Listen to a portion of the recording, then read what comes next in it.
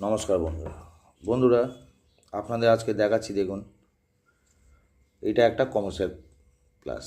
এই প্লায়ার যে দেখছেন, দেখুন এখানে কোম্পানির নাম লেখা আছে। ভালো করে লক্ষ্য করে দেখতে পাবেন, এখানে নামটা দেওয়া আছে CHINA। খুবই পরিচিত নাম, ঠিক আছে। এই প্রোডাক্টটা কিন্তু খুব ভালো প্রোডাক্ট আছে। কেন বলছি বন্ধুরা, চায়না বলে বলছি না যে চায়না সব ইনস্ট্রুমেন্ট খারাপ হয় না, কিন্তু এটা এসি কোম্পানির আছে।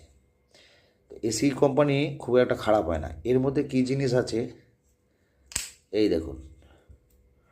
চলে এলাম কোথায়, অন্য পোর্শানে। প্লাসের মুখের হাঁটা দেখুন, এত বড়, এইটুকুনি ছোট প্লাসের মধ্যে এত বড় হাঁ আসে না। এই হাঁটাকে আমি দেখুন কত বড় নাট বল এর মধ্যে। আশা করি যারা কাজ করছেন প্রফেশনাল লাইনে তারা বুঝতে পারছেন যে কত বড় হাঁ আছে। এবার আমার পেছনে এলাম, দেখুন আরও বড় হলো, ঠিক আছে। এই দেখুন লেখাটা স্পষ্ট আসছে, ঠিক এই জায়গাটায় আছে লেখা। এখানে যেমন এসি লেখা আছে, ঠিক এই জায়গাটা দেখুন লেখা আছে CHINA। আচ্ছা, এখানে যে রানিং দাগগুলো আছে এইগুলো নাটবল্টকে ধরে রাখার সাহায্য করে। এই প্লাস খুবই সুন্দর আর খুব কাজের। আচ্ছা, এইটাকে অ্যাডজাস্ট কোথা থেকে করে আমি বলে দিচ্ছি, আর কোথা থেকে পরিষ্কার করে। এখানে দেখুন স্ট্রেট দুটো লাইন আছে। এই লাইনের মধ্যে এখানে নাট বল্ট ধরবেন। নাট বল্টে এখানটায় কী করবেন, আপনারা ভালো একটা রেঞ্জ লাগান।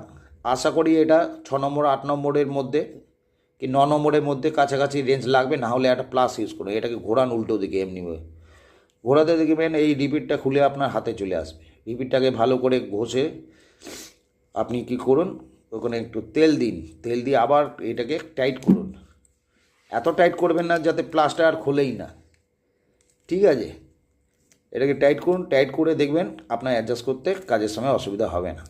আমি এটাকে কাজ করার যতটা আমি করে নিয়েছি, এই দেখুন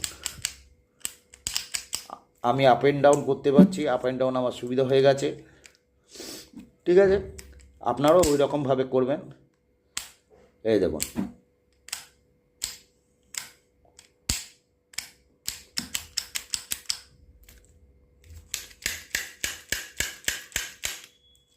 খুব সুন্দর প্লেয়ার।